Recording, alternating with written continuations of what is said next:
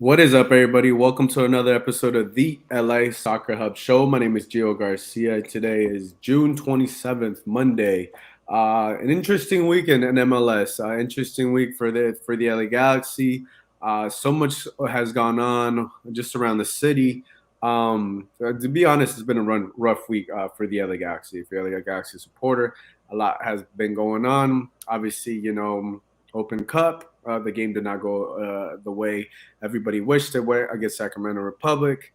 Then on top of that, the San Jose game gets canceled or rescheduled, and obviously crosstown rival LAFC make a big splash. So before we get into that, let me introduce my guests one more time. We got Alex Reese from Total Galaxy. Alex, how you doing? Hey everybody, what's up? How you doing, Gio? I'm good. I'm just really hot, man. I don't like this hot weather. It ain't my thing. It is that time of year where it's getting hot. You're just waking up. You gotta either you have a fan or you have an AC unit built in because yeah, that's the struggle out here that we're dealing with out here in LA. We're in Southern California because I know you're a little further away, but yeah, Yeah, how'd it's a you? little more intense over here. Yeah, I think you're probably like 10, 15 degrees warmer out by where you're at. But outside of football and everything, you do anything fun this weekend? Not too much. I'm going to Mexico in 2 weeks, so I'm just kind of preparing and getting everything ready for that, and what I need to take over there. So that's kind of what I did all weekend. Nice. Where in Mexico are you going? I'm gonna go visit family in Oaxaca, so it's gonna be nice to go back over there. Last time I went there, it was like 2018, so it's a long time since I've been there. So it'll be nice to go back to Mexico. It's always nice over there and very calming. So I'm looking forward to it very much.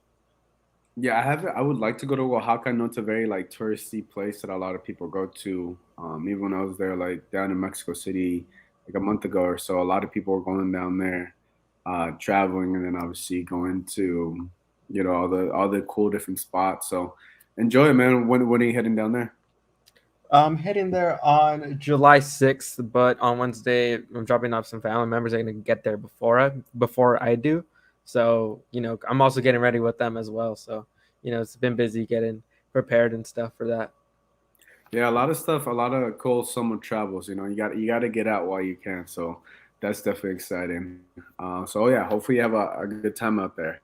But yeah, man, let's talk about the rough week that the LA Galaxy have had. It's insane. What are your thoughts overall? Like, what went through Alex Ruiz's week when everything happened this past week? It was definitely something because it came out of the blue. I don't think anybody's expecting this week to be as rough, not only on the pitch but off the pitch as well. Like just to have a general rundown. I mean, losing to Sacramento Republic, when you basically have the best possible fixture of games to go there. You didn't have to go out of state. You really didn't play a tough opponent outside of LAFC. And if you win this game, you're probably going to play one of the most struggling teams in MLS in Sporting Kansas City. So definitely very disappointed to see that they lost to Sacramento. At the end of the day, Sacramento was the better team and they definitely deserved that victory. They played some really good soccer that day and really made sure that the Galaxy were put in a position to not succeed and put in a position to where it was almost impossible to score because this Galaxy team just really has such a hard time breaking down these tough defensive units, teams that are defensively well organized. They just have such a hard time doing that.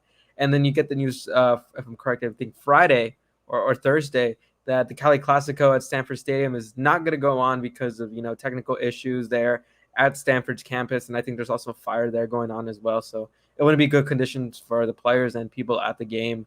So you're gonna have that game against Sacramento stuck in your head for a bit if you're a player or a coach on the Galaxy. So you kind of lose a little bit of that sharpness, and I wouldn't say you're mentally kind of just like shocked, but at the same time, you're definitely, throwing the curveball and you're not going to prepare the same this weekend while there's games going on. And then Saturday, you get the news about LAFC getting Gareth Bale. And, I wouldn't really, I guess I would say, with all the Galaxy circles I've been around, Galaxy fans definitely aren't taking that news well when it comes to comparing it to what the Galaxy are doing because no matter what, as long as LAFC and LA Galaxy coexist, there'll always be comparisons between the two with the fans. So obviously getting a name like Gareth Bale, who's been one of the best players in the past 6-7 years, a world-class player, and seeing that the Galaxy really haven't had that kind of player in a long time.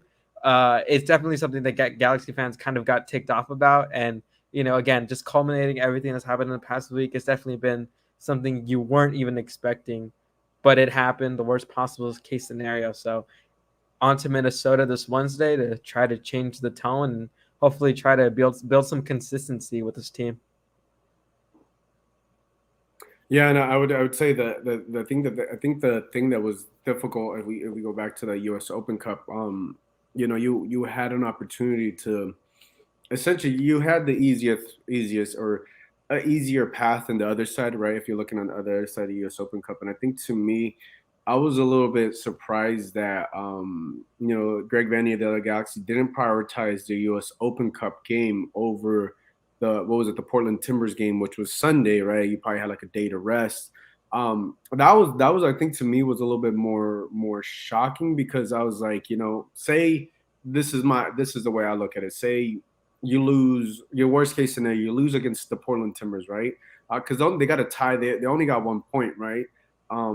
Obviously you're still in the MLS running, right?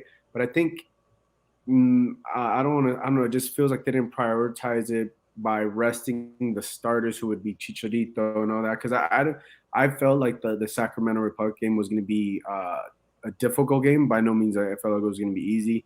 But I just felt if you prioritize maybe resting Chicharito on Sunday and giving some of those guys, some of those non-starters to start on Sunday, and then you come in on Tuesday and you give Chicharito and the rest of the game that start on Tuesday, then you solidified. You assume you would get the win against Sacramento, and then you move on, right? Because you're going right. What to me? What's the point of playing, right? You play to win cups. You play to win, berths like the CCL, and that's what the U.S. Open Cup. You get two things. You get an opportunity to win a cup. You get an opportunity to play CCL. Now the Galaxy are completely out of that, and that to me is the biggest shock factor out of all of this. That it just appeared that they didn't prioritize, or I feel like it could have been prioritized a little bit better, or they might have just overlooked Sacramento and the USL team and being like, hey, we may not need our starters. But I was very surprised by that. Alex, what were your thoughts on how that prioritization of that game was, or that week? Yeah, you make a good point there because, Vanney, I don't think really managed the minutes of, the players like you mentioned, Chicharito. Unfortunately, Victor Vasquez had to go off injured against Portland, but they played with two strikers in that game against Portland for around, 70, 75-ish minutes once Victor Vasquez went down. So you kind of were giving your starters for the Open Cup game, whether it be Joveljic or Chicharito, you were giving them, they were going to need a little bit more rest to recover. And not to mention Cabral and Gran Sierra as well. They're kind of playing extra minutes out. And with no Douglas Costa, during that time period, they were a little relied on even more. And even, Raheem Edwards as well. He has to play the Open Cup because Chase Gasper can't play since he already played for Minnesota. So you can't play for two different teams in the Open Cup in one Open Cup tournament. So Raheem Edwards' legs were kind of dead, especially considering he didn't play a single minute with Canada, and he was there for 3 weeks. So definitely his match fitness took a hit. So at the end of the day, I think it was really just more that lack of intensity that the Galaxy just didn't show on the night. You could tell Sacramento were the hungry team. And, besides getting a ticket to the semifinals, there were, things off the pitch like their failed bid to be an MLS team that really motivated this squad and, they wanted it more, That's the kind of thing that's so good about the Open Cup is these lower division teams, when they're going up against the Galaxy, they're going to want it more. And unfortunately, if you're the Galaxy, you can't replicate that kind of feeling, since, the Galaxy has been the most, historic, glamorous team, since MLS's conception. So it's kind of hard to, match that intensity when you can't really replicate the type of situation that the players from Sacramento are feeling. So that's definitely kind of what hurt the Galaxy in that game. But overall, I think just Greg Vanney just needed to manage his players' minutes a little bit better. I think tactically, making that switch to two strikers against Portland, you kind of needed to take into account how that was going to impact the game in the Open Cup. And again, Jovic and Chicharito just weren't factors in that Open Cup game, unfortunately. And then again, that's just a really, really, bad thing that they got out of this tournament, because it looked like they could have gone all the way to win it. They were really in a good position to be in the final and be able to get a CONCACAF Champions League spot as well. But unfortunately, that's all out the window now. And again, it's more to the credit of Sacramento for really executing an excellent game plan. It's just this Galaxy team just couldn't match it. Yeah, no, I would tell you, credit to Sacramento. They were the better team that night. I even said it. I tweeted out they deserved that win over the other Galaxy. And yeah, I was talking to a couple, a couple journalists and stuff, and it was just interesting that everybody's like, I talked to one and they're like, no, they need to prioritize both games. But I just felt like Sunday to Tuesday, you don't have enough rest. You know what I'm saying? And I think Greg Vanney had talked about wanting to play Jonathan Klinsmann for the U.S. Open Cup. I just felt like he could have played against Portland. Even like I said, even if they lose against Portland, you still have some time to make up. Look at what Seattle did with their CCL. That they're currently in 7th. We expect them to finish somewhere near the top. Even if they don't finish 2nd or 3rd, Seattle's still going to be a dangerous team. But I think prioritizing the cup, prioritizing the CCL, because now it gets difficult. Now that all that stuff is out the window. You don't got an opportunity. It's looking very difficult for the Galaxy at this point in time, June 27th, that the Galaxy will have an opportunity to win some type of trophy. I'm not saying they're completely out of anything, because anything could happen, but when you look how they stack up against the rest of the teams, and now LAFC making the biggest splash of signing Gareth Bale, it just looks like there's even a bigger gap than the first place team, than everybody, even the second place team. Assuming that Gareth Bale is going to do what he does, you know what I'm saying? But that's yet to happen. And I think they just had a great opportunity to plan. And I think there was just the planning of this past week could have been better. And I think to me, I expected a lot more or better from Greg Vanney, because he's won cups, he's won championships with Toronto. And I'm just more surprised on how he's managed some of these things and some of these signings, because this is not a first-year coach. This is a coach that has experience. This is a coach that has success in this league and knows what it takes to win. And I'm not saying he doesn't know what it takes to win with this team, but I feel like there was a clear path to win, to clearly win a trophy. You had to go through a couple USL teams. You had to go through Sporting KC, and you lose at home. Yes, you had tired legs, yes, but I think that Portland game really was unfortunately where a lot of things could have gotten better. Like I said, you rest the starters, play everybody on Tuesday, you secure the win. Say you end up winning 3-0 at halftime, then you could rest the rest of the players. But I think the prioritization could have been a little bit better. But quickly, I want to give a shout out to Tony, who's on the live chat, Anna, everybody that's watching. And also just the Galaxy, the depth. They don't really have the depth that we expected, and they're still missing a center attacking midfielder. And I know Greg Vanney had mentioned about something along the lines, I think you might have reposted it, about, once they get Douglas Costa, that would be like a new signing. I'm not too sure about that. Yeah, I was a little confused definitely when he a said weird that. statement by Greg Vanney, because in the context of it, he was just talking about why Douglas Costa's been out, and they just talked about like, oh, we did some things on the medical side to try to get him to be a little bit more explosive, to really get him to not have these nagging injuries that he's kind of had before he was out for this current stretch. So he was kind of alluding like, hey, look, we haven't gotten Douglas going, we haven't been able to get him in consistently. So if we are able to solve those injury problems and get him in a rhythm, then he'll be a new signing. I understand what he meant, but at the same time, you're kind of admitting that this transfer didn't go well, or it's not going well, especially considering, I think everybody's been talking about like, oh, can the Galaxy, not give Douglas Costa his contract, because he's still on loan with Juventus at the moment. So, they're still committed to him for the next year and a half. And again, you're just really hoping Douglas Costa has a good second half of the year, because from the looks of it, I don't know if Greg Vanney's going to go out and get a number 10. Some of the comments he made earlier today kind of just don't point me in that direction. But again, that's just me and what I'm reading and interpreting. It can be different for you, but for me, I think Greg Vanney just wants to go with the system of 2 8s and then one pivot midfielder. I think that's kind of what he's leaning towards. Yeah, and look, that's what he's leaning for, but it's very clear that he's missing at times. Some of these games, they're missing a cam, and those are some of the things that I expected. Douglas Costa potentially played out there, Efrain Alvarez to potentially step up and be that man. But unfortunately, as of right now, that has not been the case, and we don't know when Douglas Costa is going to be back. The international break, we expected him. He was out before, I believe, the break, and he had 2 weeks. We'll see if he will play on Wednesday. I think it's very unlikely, but so far, and I think everyone knew about Douglas Costa's injuries coming to the season. Now, I don't want to say like the season's over or anything like that for the Galaxy. It just everything after this week has gotten a lot more tighter for the Galaxy, especially with that loss, especially with the signing that LAFC did. You really look at the window and you have to imagine how far can this team really go the way it's built right now. And that I think that's what has a lot of people uneasy, because after the game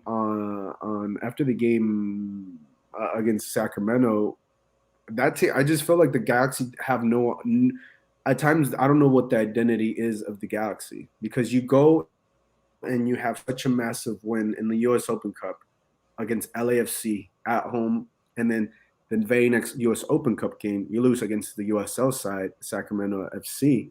So, it's which team is this? You know what I'm saying?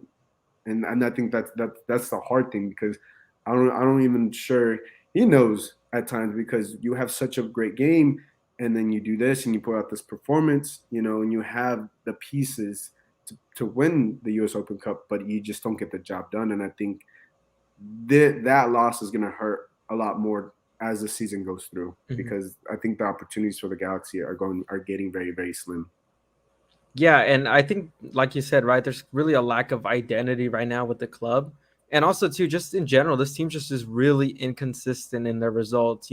They haven't really gotten maybe like a groove, getting wins. They haven't really looked comfortable, in back-to-back games. It's kind of been the one red flag with this team that I'm like, okay, I don't know if they can really be contenders for MLS Cup. And again, there's still another half of the season to go, and you can easily, switch it around. All that matters in the MLS Cup playoffs is that you get hot at the right time. But right now, you just aren't seeing a consistency with this team where you're like, okay, I know how they can play. I know who's dangerous, and I know what to expect from this team. Every week is kind of something different at times, right? We mentioned Sacramento, right? They had such a poor game, and then you juxtapose that to how they played against LAFC with a good intensity, with a good rhythm to the game, being able to establish a physicalness and be able to establish a fortress at their home. And then, you follow that up with a dud of a game against Sacramento where you really are lacking that intensity. You're lacking that desire, really. And you're able to see easily on the pitch which team wants it more. And that's the thing Greg Vanney's been asking for, for consistency. And earlier today in the media call, or in the press conference they had today, Raheem Edwards mentioned, like, look, right now is the time where teams are either contenders or pretenders. There's no in between. And I think the summer of soccer for the Galaxy is going to be really important for what they do, how they finish the year. And again, if you go back to last year, they went on a 9-game winless streak where they just couldn't get results, and there was a struggle to grind out points. And if you're going to have that again for the Galaxy, then say goodbye to the playoffs, basically. So you're kind of hoping that this team gets into a rhythm. Players like Douglas Costa are able to plug in and be good pieces into this big puzzle that Greg Vanney is trying to make and really put on the scene. So again, it just depends on how the second half of the season goes, because right now, if the season were to end today, you'd definitely say the season was a disappointment. They didn't reach the potential they could have had. But again, as I said before, there's another whole half of the season to go. And if you get hot at the right time, that's all that matters. Yeah, no, and I'm with you. And look, it's still a long season. It's a very long season. The season doesn't end towards the end of October. And obviously the MLS Cup Finals, I think November 5th, around that date. So there's still very much a season left. But I want to see the Galaxy have to show you something. they got to show you something. Like let's get 2 or 3 wins or something like that, some momentum thing going because before the international break they were rolling and everything like that. International breaks happens, and it's a little bit of the slippery slope. And now there's more questions than answers at the moment. I think you know you know there's only so many posts that Chicharito could do on Instagram, what I'm saying? Before it gets to like, all right, dude, we get it. You know what I'm saying? There's only so many of those that he can do that it comes to. There's only so many things that they can post, anything like that. It just comes down to the wins. If you get the wins, winning cures all. Winning thing cures all. And right now, when they're struggling to get those wins, I think, when they're struggling to get Douglas Costa on there, they're struggling to get, Kevin Cabral to get the ball rolling and all these different things. It gets very tricky. But yeah, look, they're currently in sixth place right now. If I'm Yeah, wrong, sixth place in the Western Conference. there's sixth place in the Western Conference. Anything can happen, but yeah, it's to me it's looking very, very difficult. Jonathan said, is it lagging for you guys? Let me know if it's lagging. What's up to Reyes? But yeah, to me that's interesting. But I'm also just surprised that there hasn't been any signings, um, for the Galaxy because we know I think there was what was the Welsh player that I think that was being linked, a rumor that he potentially could come and join the LA Galaxy. There's been rumors or anything, but so far there hasn't been any signings. And obviously we know they're not going to sign a DP type of player, but if they can sign somebody, obviously to me the biggest shock is LAFC signing Gareth Bale in a TAM deal. Now I don't know if the Galaxy can replicate a big name like that on a TAM deal because that's probably all they got to work with. Thank you, Tony. Says Aaron Ramsey. They need. I think they need a signing. They need something. They need another player. I feel like another player that's going to impact this team right away. I highly doubt you can get something as big as Gareth Bale, but this team needs another signing. Because we don't know, like I said, we don't know when Costa's coming back. We don't know. We know that the depth is missing. So I just feel like this team needs another signing, and I want to see if this happens or not. Yeah, for sure. And I mean, I think right now from, just being around, Galaxy circles and stuff like that with fans, like, they want a big name after the Bale signing, You've seen like names like Marcelo being offered to the Galaxy. You've seen Luis Suarez. I think he's going to River Plate now. Isco is definitely a player that a lot of Galaxy fans want. But I mean, at the same time, you kind of have to remember, like, it really doesn't, in the context of thing, yes, the Galaxy have been a team that brings in the lucrative big names. But I think at the end of the day, as long as it's the right name, that's what matters. And if it isn't a big name like that of Luis Suarez or Marcelo, Isco, whatever, etc., aging player from Europe may be, as long as you're able to get the right player to help the system out and be able to produce in their own way that helps Greg Vanney's system, that's all that matters. The current player that looks to be set to join the Galaxy, Gaston Brugman from the second division in Spain, like, yeah, he's a second division player, but we've seen second division players succeed in MLS. I mean, look at Carlos Gil, the reigning MVP. He was playing in the second division in Spain, and then now he took over MLS, and he's the reigning MVP and arguably a top 5 player in this league. So it just depends if you get the right name. And of course, the transfer history recently of the Galaxy isn't trending in that way. You haven't seen a name really be a solid, you can say, all right, this transfer worked out. Sure, it's been a little too early, but right now, they're like, Gio, can you mention like one name right now that you can definitely say like, oh yeah, this is a good get by the Galaxy in the Greg Vanney era right now? No, I think that's what's been shocking about Greg Vanney. He got to pick Kevin Cabral. He got to pick Douglas Costa. The Kevin Cabral, it's hard, because he's not panning out, and I feel like he's a youngster that there's a lot, there's not the team is not the whole team is not on his shoulders, but one shoulder, at least Galaxy Nation is expecting him to carry. The other shoulder is Chicharito, and then you expect someone to have the back with Douglas Costa. So two of those signings, um, two of the big signings, right? You get 3 DP signings. Two of those signings are Greg Vanney signing. One of them is still who is it? Dennis the Close, which is Chicharito, who's obviously he's turned it around. I would say now at this point he's paid off his debt. He's been worth the money, but there you can't have one out of three players be successful, right? You need all three to hit. And unfortunately, Kevin Cabral is too inconsistent. Douglas Costa hasn't been on the field enough, and those are things that you knew coming before Douglas Costa has joined. And I think that's what I'm more surprised about Greg Vanney, because him coming from Toronto to the Galaxy, he could have essentially had anybody. He could have had Christian Pavone back, which I felt would have been a better signing over Douglas Costa, or another number 10 veteran type of player that wasn't injury prone. You could get South America, you go back to Europe. But I just felt so far the signings that Greg Vanney has done, outside of maybe Victor Vasquez and at times Grant Serb, so far have not panned out. And you're getting you signed Kevin Cabral to a 5-year deal, which is insane. It is insane. And then you sign Douglas Costa to what is like a 2-year deal or whatever. Yeah, basically his contract, 2-season deal. 2-season deal, and he's not even available. And then what makes this worse is, to me, I feel what makes this worse is the deals that LAFC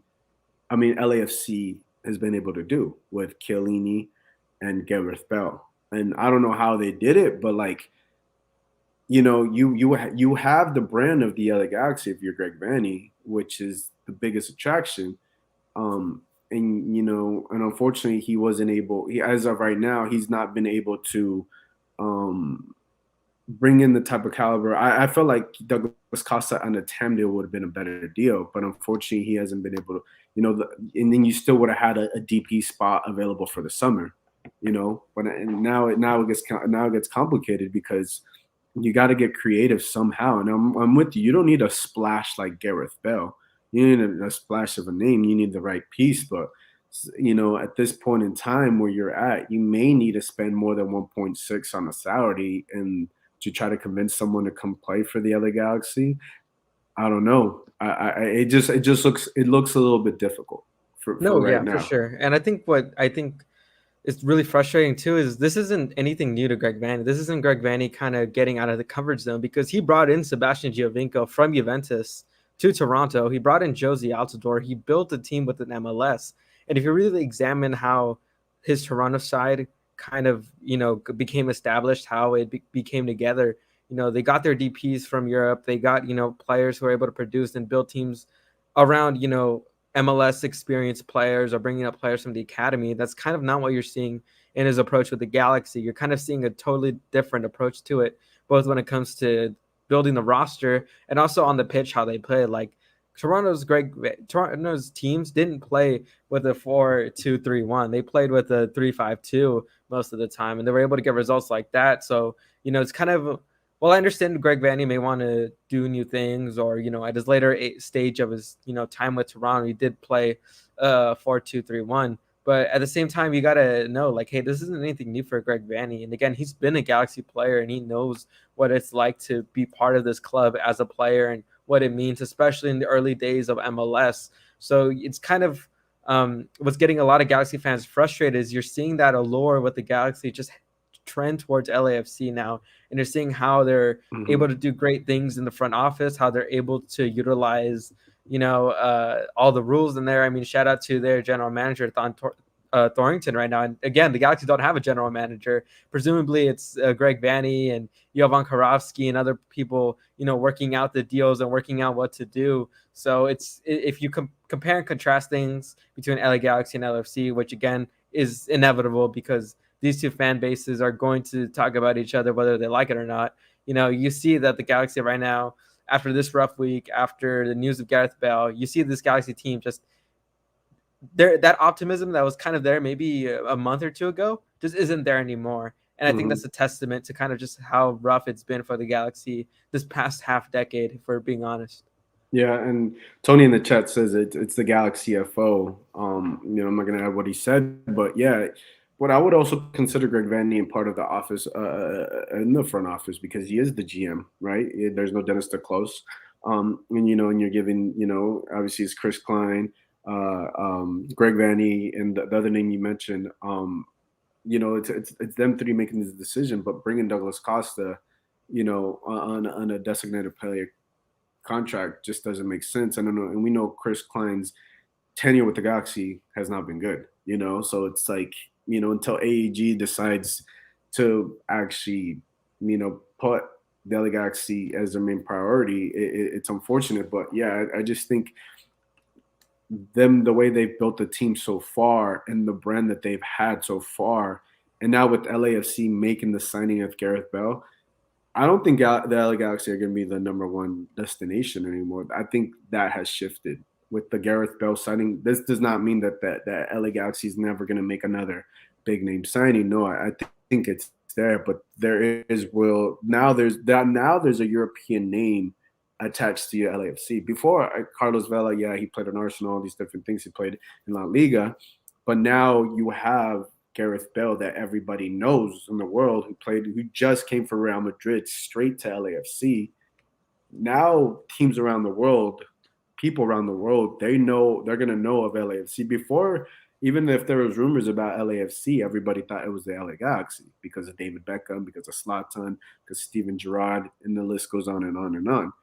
But now, to me, I just see the shift for them being able to land Chiellini, them being able to land Gareth Bale. Now people can identify it and essentially separate the two teams, at least on that part of the world, right? Obviously, here in the U.S. and everything like that, we know who's who.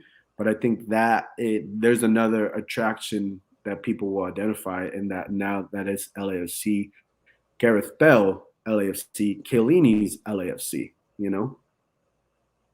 Yeah, and again, it's just you're seeing that shift happen, and it was going to happen eventually. I mean, when you're in a market like Los Angeles, like two LA teams are going to get big names, whether you like it or not.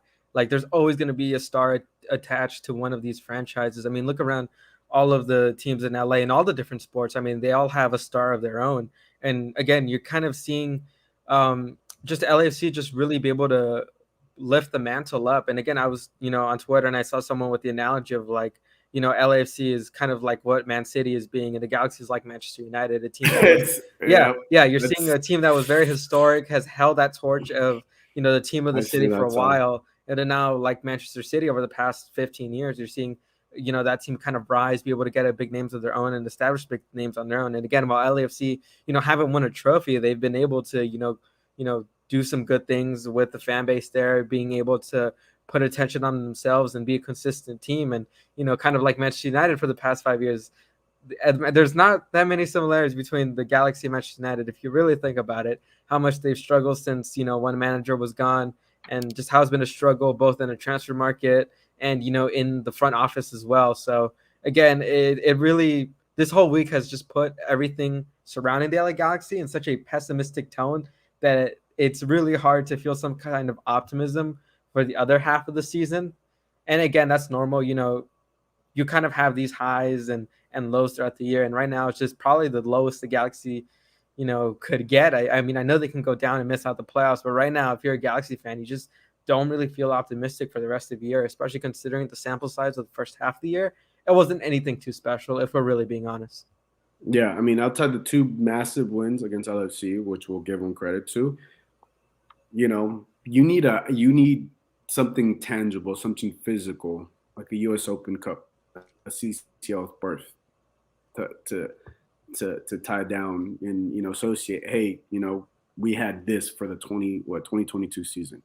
So we'll have to see what happens. I know it's been a tough week. I know it's been a rough week. So we'll see. We'll see what happens in the rest of the season. Obviously, big game on Wednesday to turn the tide around for Greg Vania, the LA Galaxy Chicharito. But Alex, I want to appreciate you for being on, and that's all the time we have. And we'll be back again next week talking LA Galaxy, guys.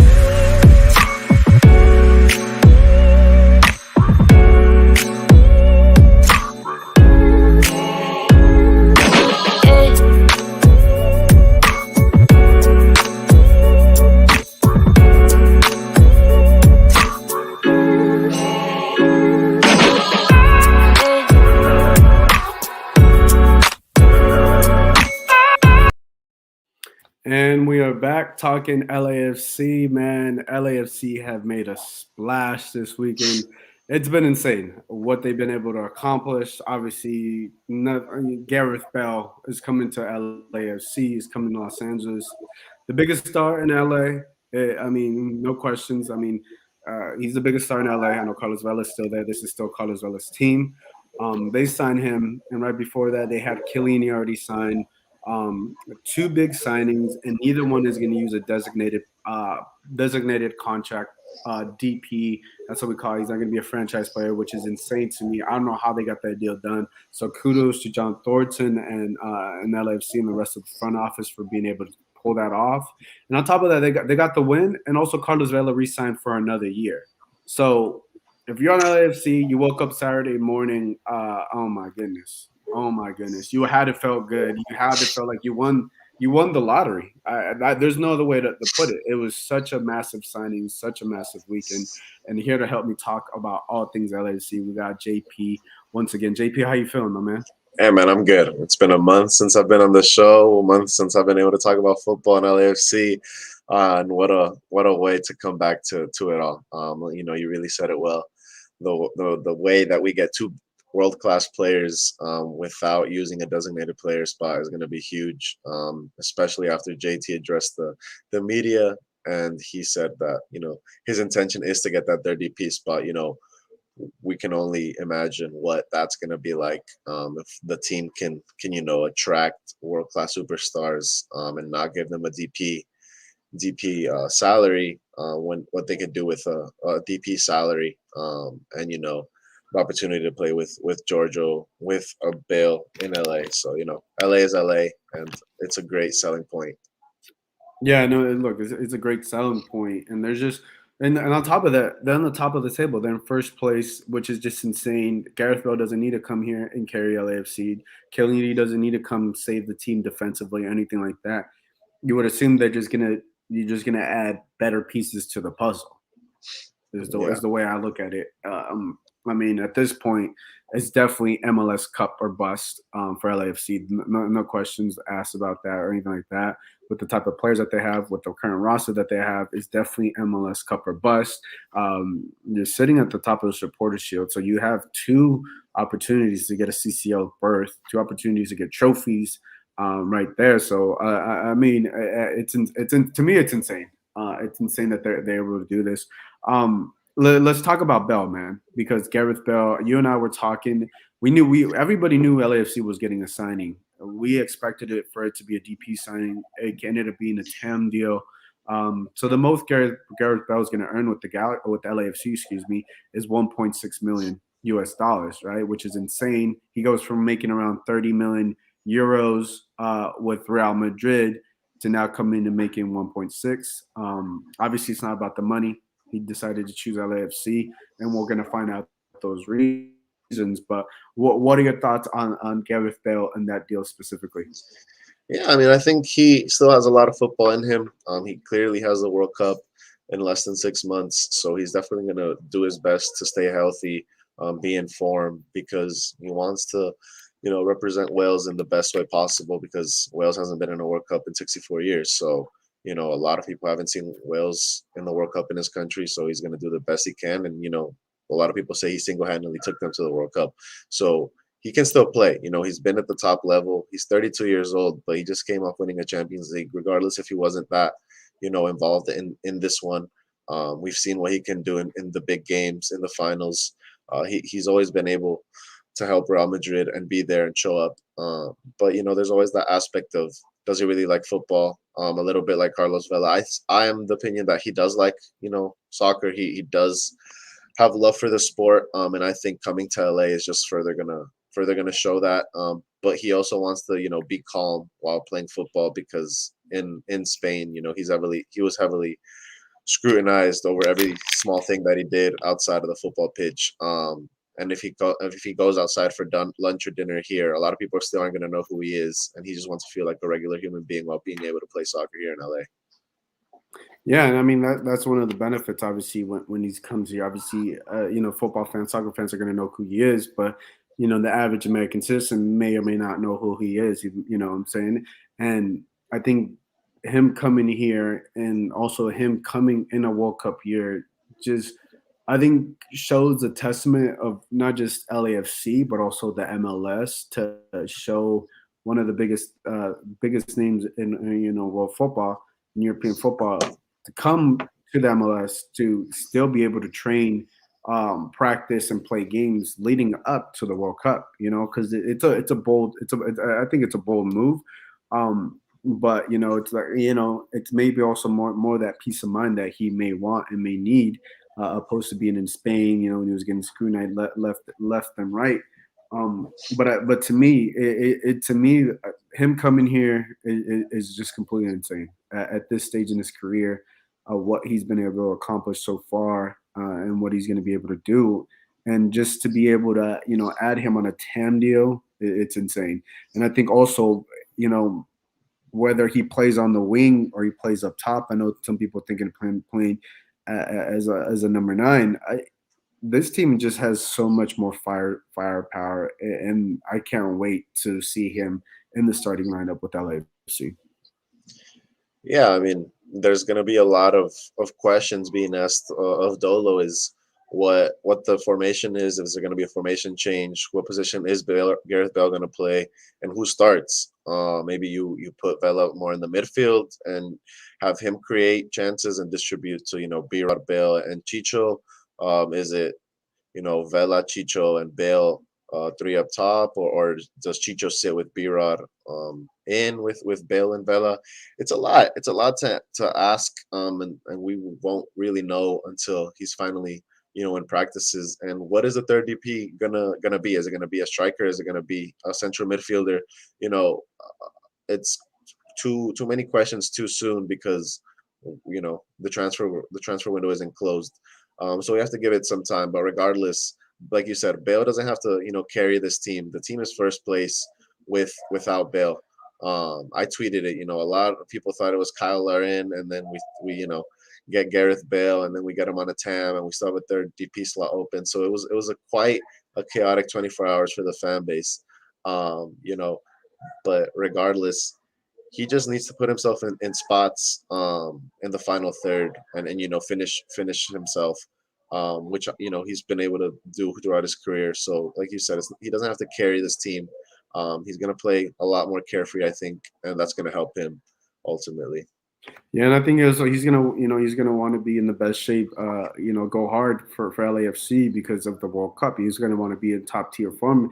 I think the final, because this is a real possibility for LAFC at this point, that it's MLS Cup or bust, is November 5th. I think the World Cup starts around November 21st, 17th, from 17th. So he's gonna have about a couple weeks. And I don't know when the next international break is. September. So September. Okay, yeah. So I'm assuming he's gonna have games out there. He's also gonna be playing what is the first game against the U.S. men's national team, Kellen Acosta, who is now his teammate when it comes to the World Cup. They will be rivals, so that's gonna be very interesting. At least he's gonna have one rival, against a national team player of his teammates, Kellen Acosta, which I find it very interesting. But now, to me, also this signing for LAFC, and I think the MLS puts LAFC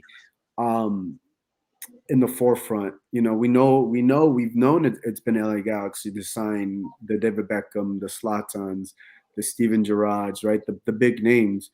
But now LAFC, Gareth Bale, people Chiellini, people in Europe can associate LAFC. Before, when there was rumors and transfer rumors, even if they were coming to LAFC or being linked to LAFC, everybody thought it was the LA Galaxy. So now there's one player, two European players that people can identify, at least in Europe, at least in England, or anything like that, that they know, oh, that's LAFC. That's where Gareth Bale plays. That's where Chiellini plays. And I think that is so massive for LAFC in itself, because of what age Gareth Bale has come. And, I wouldn't say Gareth Bale to his end of his career, he's towards in the middle, but I think now they have an international presence, LAFC as a club. Yeah. I mean, a lot of Welsh, a lot of British people, like you said, you were on the British media show today. they're all looking across the pond now and like, who is LAFC? Why is Gareth Bale choosing them? What is so attractive other than, playing in Los Angeles? And, Italy, all of Italy is going to follow Giorgio, maybe not under a microscope anymore because he's done with the national team, but he's still a legend, regardless. And they're going to look across the pond too and say, what does this team have to offer? And ever since the team came to the league, the identity, regardless if it was Bob Bradley, JT, or a little bit of everything, we've played fun football. People cannot complain when they come and see a game. The atmosphere of the 32-52 is great. The style of play that the team plays is attractive. You're gonna see goals regardless if LAFC gets scored on or they're scoring. You're bound to feel some emotion and get your money's worth. And getting these two players is gonna make everything better because Murillo played a great game on Sunday. All these players are seeing these players come in and they're like, okay, well, that means there's going to be less minutes for everybody else, and they're going to give it their all at practice. So it just raises the internal competition at practice way more. Maria's going to want to be the guy that plays with Chiellini, not Fall, not Sebas, not Donio. He's going to do everything he wants to, and so is Fall, because who doesn't want to play with a legendary center back? Trejo, B-Rod, Chicho. They're all going to want to play besides Gareth Bale. It's a no-brainer of who is going to want to play next to them, and it's just going to make LAFC better. Obviously it's MLS Cup or bust, like you said, but first, I think you need to secure a CCL berth, and that's the Supporter Shield. With how deep this squad is, you need to be first. I don't know if it needs to be a historic season and break the Revolution's point record from last season, but you definitely have to have a CCL berth with Gareth Bale, with Giorgio, with Vela re-signed next year. And, that's extra money, that's extra TV rights, that's, more exposure for LAFC, which is ultimately what we want. Yeah, you have to attach something tangible to this season. The CCL berth for sure. And look, to me, it's Supporters Shield and MLS Cup. I don't know how you don't accomplish both of them. It has to be at this point. It has to be both of them, especially with that third DP. And also in the chat, CX Cruz says Mbappe's presence in the Sounds tells you so much. I mean, yeah. I mean, Mbappe, being at the game yesterday, it was insane. Obviously, the biggest football player in the whole world's there to watch LAFC. We're seeing the shift. At least I am in real time, right? Gareth Bale, Mbappe, playing these games in the MLS. I mean, coming to watch these games and then now playing. Gareth Bale will be playing in the MLS. This shift is happening, and also I think the 2026 World Cup has a lot to do with it. Being here next time around, that obviously has a lot to do with it. And I think that's also gonna, I think this is gonna just attract more. I think the Gareth Bale signing is just a stepping stone for more of those guys to come, not just to LAFC, not just to Galaxy, but to teams around the MLS. I think it's definitely gonna be a launching pad because once more and more of these names start coming down here, obviously, I think John Thornton talked about this. You can't offer him, obviously the money, but you also can't offer him the Champions League, the UEFA Champions League. But there's something that is attract. Maybe it's that peace of mind. Maybe whatever it is for Gareth Bale when we find out why he decided to choose at this point in time. I think it's going to explain a lot of things more for football players, especially, if we've heard of rumors of Messi, coming to Inter Miami or coming to MLS. I think those are a lot more. I think that is going to be a lot more realistic with a signing like this that happens, So I think it's just insane for this week for LAFC, for this week for MLS on the splash signing and everything that has happened so far, because it's so good that it's so hard to even believe, until we see him in the press conference and everything like that. Yeah, no, like you said, there's obviously, been the rumors of Messi to Miami, Toronto just gets Insigne, who, everybody expected to be in the World Cup this summer because everyone expected Italy to qualify. So Toronto is getting World Cup star and a Euro champion, just how we were with Giorgio. But obviously, Italy doesn't qualify, but he's still a world class player regardless. Shaqiri coming to Chicago. All these superstars are really, taking notice, whether it's a DP contract or not. They're starting to look at MLS and saying, the quality of life here in America is good. The money is good. How taking advantage here because Giorgio's here for 2 years, just to fulfill a life experience. John Torrington said it at the press conference. Money isn't an issue or money isn't a priority for Gareth Bale and Giorgio. And he also said, coming to live in LA, he doesn't know many people who complain about that. So their families are going to be fine. And ultimately, Gareth Bale's can extend his contract after next year and become a DP. So I think, the money is going to make sense over the 3 or 4 year period that he stays, with the club. I guess like an NBA contract, you're not going to get all the money that certain year, or like it's not going to be divided evenly in that year. But you're ultimately going to get X amount of money when your on the back contract end. is up. Yeah, when your contract is up. So Zlatan did it with the Galaxy. He came in TAM, and then it made sense once he became a DP. So yeah, it's gonna be big. Like you said, it's Supporter Shield and MLS Cup. Because you win Supporter Shield, you're assured MLS Cup finals at home. And the way the 32-52 and the bank is going to be roaring with these players come playoff time is really going to be special, because I think the fans are more than ready for a championship, and I think the players have enough experience playoff wise and MLS wise to really get it done. And the superstar caliber of these two coming in. And also the third DP, the rumors is that it's going to be a big signing. We don't know if it's a 9 or a center midfielder, but it's still another world-class superstar that's supposed to come in the ranks.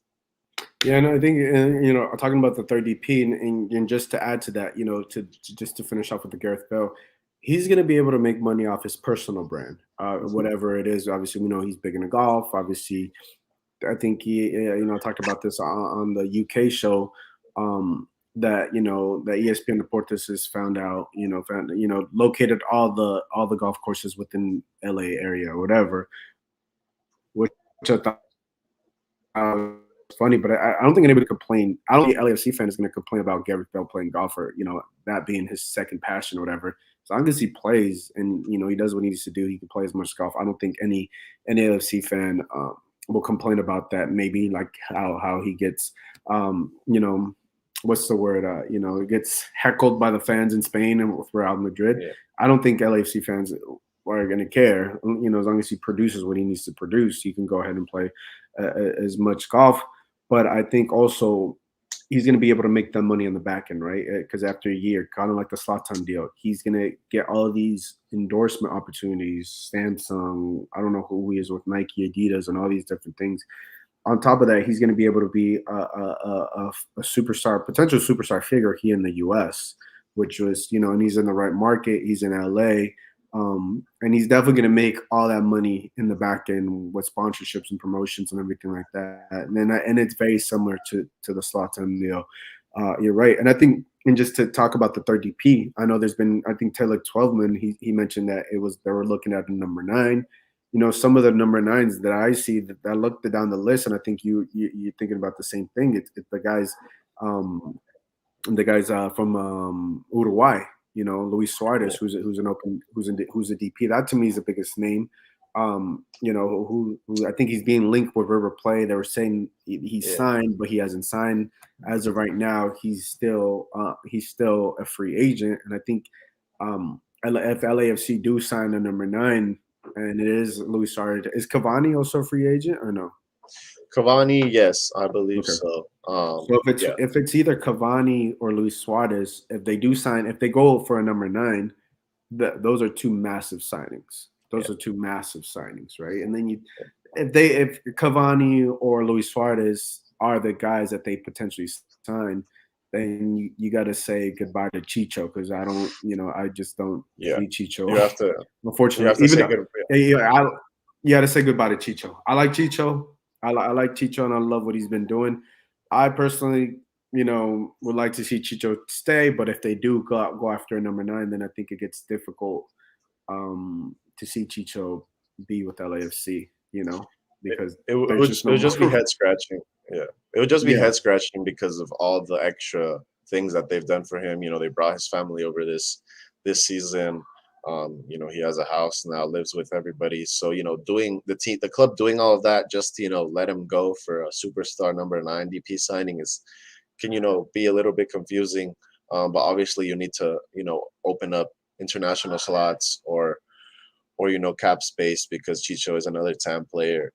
For these guys, I mean, you could also sell Moose or Trejo. You know, you could sell some homegrowns like they did with Duke, who's, you know, doing great at Miami right now. So I think somebody's gonna have to end up leaving. I don't know, you know, if it's Chicho, Moose, Guiñela, Blessing, who it is, but Well, I I ultimately think if think it's no, I yeah, think I if understand. If it's it's a nine, that yeah, if it's center. a nine has Yeah, to go. Um, yeah, but regardless, if it's a center mid, I still think somebody needs to move for an yeah. international spot or cap space. But yeah, I mean, it's a lot of questions right now that JT's gonna have to answer, and we're really gonna see if Dolo's ready for it or not, because all these big stars, you know, not that A they're lot of ego, expectation. yeah, not that they're egocentric divas or you know problematic players with their coaches, but you know it's still world class players that Dolo has to manage in his first year. So you know if there's not you know if they don't have an attitude when it comes to minutes and stuff, um, you know is Steve ready to you know really give them a game plan in his first year to make sure they win? Yeah, you know, I'm very interested. I like what Chicho's been doing. He's been solid for LAFC. You would hate to see him go, but if you sign a player like Cavani or Luis Suarez, to me it's hard. I think you can still keep Chicho, but he's had a fight for a lot of minutes, and he's time and time again he had 3 consecutive games with goals scored. I like his game. I like what he's done so far with LAFC, and we'll see. Who they sign, because you can also sign a center attacking midfielder, someone in the midfield that could definitely help you out. I mean, there's so much talent with LAFC, and I'm just very interested to see. Um, I'm very interested to see what ends up happening with this third DP, because there's so much talent, and you're right. Shono's going to have to manage all of this. I think he's done so far a good job in his first season. They're in first place. That they beat New York Red Bulls. They've been a second half team this year. Obviously, the second half subs, that a beautiful assist from Carlos Vela. I think we got it here. We'll go ahead and show that clip. Given the squadron, Rodriguez isn't. Vela, Christian Arango, flag stays down. He has time to think, time to score. 2 minutes since being sent on off the bench. Christian Arango shows the reason why he is so difficult to leave out of this team. Yeah, let's say they get a different player, and Chicho obviously is the number 9. To me, it's hard to sit Chicho, because I did a lineup with Bell in the wing. If it's a 4-3-3 formation, which they've played all year for the most part, for me, I see Vela, Chicho, and Bell once they start. I know people also said Brian Rodriguez. I do also like Brian Rodriguez with Bell and Vela, but I think you just have a natural number 9 that can do those type of things. Once you get him one-on-one on the goalkeeper, 10 out of 10 times or 9 out of 10 times, Chicho's going to put that away. You rarely ever see him miss a one-on-one opportunity. And I think Chicho will even benefit with having Vela and Bell on the wings, because it just they just got to put the ball. We know Bell has speed. We know Carlos Vela still has speed. They beat the defenders, and they got a solid number 9 in Chicho. I think that just the floodgates will open for Chicho even more. Just to put the ball more in the back of the net. I think he would be the one that would benefit off of that. Let's quickly talk about obviously Carlos Vela. He resigned. To me, it was kind of no brainer. Once Bell was announced, I was like, "There's no way if you're Carlos Vela, you're leaving this team." Yeah. There's just no way, unless the relationship was just not good. there's just no way. And then once even finding out he was that Gareth Bale was a TAM deal. Let's talk about that. Let's talk about Carlos Vela. He's signing till 2023. Massive. He's going to be here for another year. He's going to finish out this year. It looks like he's very likely going to get that opportunity to win an MLS Cup, go back to the CCL next season. What are your thoughts on LAFC being able to re-sign Carlos Vela? Yeah, I mean, it was a lot of waiting. At the beginning of the season, Taylor Twellman said the deal is basically done. Then it kind of went quiet for a bit. And then now, obviously, the Gareth Bale news kind of seals the deal. It's another world-class player. It's, a duo that Vela can create with Bale on and off the pitch. Marketing-wise, they can both, sell themselves in some commercials and some partnerships as a duo of two world-class players. So why not stay and make some money on and off the field with LAFC? Thanks to Gareth Bale. And it also, takes some pressure off of Vela. It doesn't put all the pressure on Bale because Vela's still Vela. But the way that Vela can create opportunities is going to be a lot more lucrative because you have Gareth Bale finishing those chances for you. The goal, the assist that Vela gives Chicho is a great representation of that.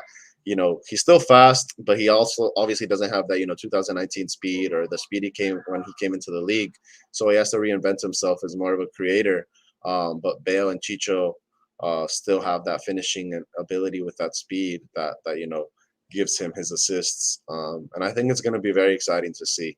I think Vela said it multiple times. He wants to win something for this team, whether that be MLS Cup, whether that be CCL next year. Whatever it is, he wants to leave with silverware because he also hasn't won any silverware at club level. So this is definitely a great opportunity for him this season and next season with hopefully a CCL berth. Get his revenge for CCL. Yeah, look, I'm excited for Vela. I'm excited for LAFC for obviously the three massive signings that they got this week, but also for Carlos Vela to be able to finally be able to lift that potential MLS Cup. I mean, we keep talking about it. It's just so hard not to see this team go to the final and win it. And also I'm very excited to see Carlos Vela and LAFC go back to the CCL. See Carlos Vela versus I think we're gonna have Carlos Vela. When is it? August 4th, right? When Chivas in America and LA Galaxy. I forget who LAFC play and I forget who. I think LAFC plays America. LAFC play America, America, and then Chivas plays Galaxy. Chivas play Galaxy. That makes sense. Yeah, that's going to be exciting, and I'm assuming maybe Bell is going to be available for that game. And to me, it's also going to be exciting to see Gareth Bale. Let's say LAFC does get a CCL berth, to see Gareth Bale against Liga MX teams. I'm excited to see him in Central America for the round of 16. God.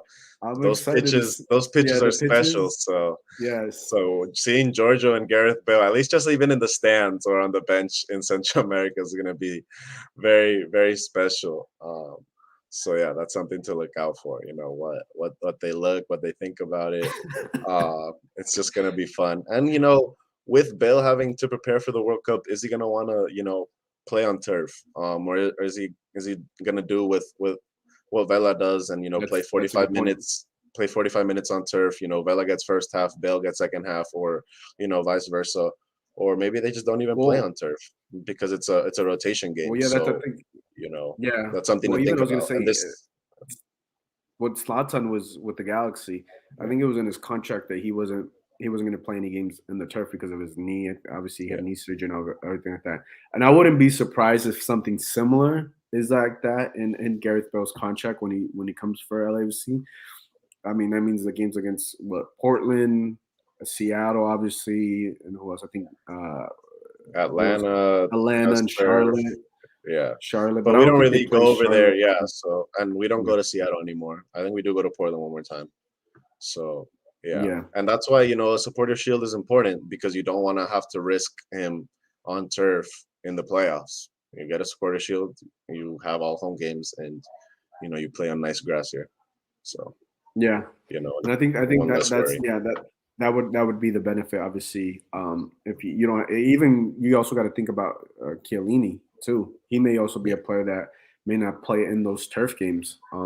If that if that's the best, but yeah, if LAFC end up being finishing off first place, then they don't really have to worry about that come playoff time, and I think that's a big thing for them. But yeah, I think to me, it's obviously once the announcement comes in this week, I think Chiellini is expected. I think he was this Wednesday. They may Yeah, introduce him. Was it? I that's the think it's this announcement. Yeah, Wednesday. the 29th. Yeah. It's this Wednesday, either before or after the game. I think because the LAFC play FC Oh yeah. Dallas at home. So I think that's gonna be a big game as well. So these games are coming pretty quick. We're almost pretty much to July, right? And then no traffic. July 8th is when both Chiellini and both Gareth Bale are going to be available, and that July 8th game is against the LA Galaxy. Super subs. Now I don't think now I don't think they're going to start for LAFC because that's going to be their first game. I think John Thornton was talking about they still have to get visas for Gareth Bale and all these different things. So I'm assuming that's going to take some time. And then he obviously has to train with the team and stuff like that. But I think a world superstar player like Gareth Bale and Chiellini will be able to adjust on the fly, even if they get 20 minutes or whatever, however much time they get in the El Tráfico. To me, that's going to will probably be the biggest regular season El Tráfico game to date, in my opinion, because the Zlatan game in Carlos Vela, first one was insane, but I think this will be, at least anticipation wise, is going to be up there, at least for me. Yeah, because no, definitely of the names, yeah, and obviously you expect. No, you go ahead. You expect LAFC to get the win. I mean, because they've already lost two of the three so far. You got to get this one. There's no other way. You got to get this one. We'll get our revenge for the super subs. We'll sub both of them at the 70th minute, and we'll get a bicycle kick from Bale and a header from Giorgio, and we'll win the game. But yeah, definitely a lot of anticipation. We got Vela Chicharito last game. Now it's Giorgio Chiellini as the poster boy, or that's what it was on Sunday when they were showing it off. So yeah, now that Gareth Bale's announced, he's definitely going to be the poster boy against Chicharito. So something to look out for. Yeah. CX Cruz says in the chat when Bale scores on Ochoa Leagues Cup at SoFi. Man, that's gonna be. I'm looking forward to that. Just seeing these European stars play against Liga MX and that game's just gonna be insane. As SoFi, and hopefully they do grass at SoFi. Hopefully they have to do grass. Hopefully for that game. Now that we know the World Cup is going to be hosted, and the 2026 World Cup is going to be hosted at SoFi. Hopefully they're able to get grass for that game, for that doubleheader, which is going to be very insane. But yeah, man, I think big weekend for LAFC. They got the 3 points on top of the 3 massive signings. I think to me, like I said earlier, this changes the landscape for LAFC, for MLS. It's the next level over of where MLS is at, what LAFC's been able to do at this point in 5 years to get Gareth Bale. Obviously, to me, this is still Carlos Vela's team. Gareth Bale is going to come in here to make this team better. Chiellini is going to come in here to make this team better. And I'm very excited to see what the limit or what's the ceiling of this team. You know what I'm saying? Because you can only imagine right now. You can only imagine. But I just want to really see what the ceiling is. MLS Cup final and all that, but as a team, how do they play in that 4-3-3 is going to be, you can even, I know 4-3-2 or was it 4-2-3-1 or 4-4-2. You could do a lot. There's so many different things that, Cherundolo can do and all these different things. And also the third DP signing. So if you're JP, you're for LAFC, you gotta be, your mouth has to be watering with all the possibilities here that are going on. Yeah, hey, it's gonna be a fun transfer window. Maybe we're gonna have to say goodbye to somebody. I hope not. I hope we keep everybody, and the competition internally just gets stronger because everyone's gonna wanna be in that starting lineup with those world class players. Because it's inevitable that Bale and Giorgio are gonna be starters come the end of the season. So yeah, a lot of people are gonna be fighting for minutes. We can't even talk about the way the team played because of these announcements, and that's taking Yeah. center stage. Nobody even remembers that there's a game on Wednesday because we're just waiting for Giorgio and Bale to come. But yeah, it's great. It's great to be an LAFC fan. The bank is gonna be definitely rocking with a lot more, maybe casual fans or one-time fans that just want to see a world-class player.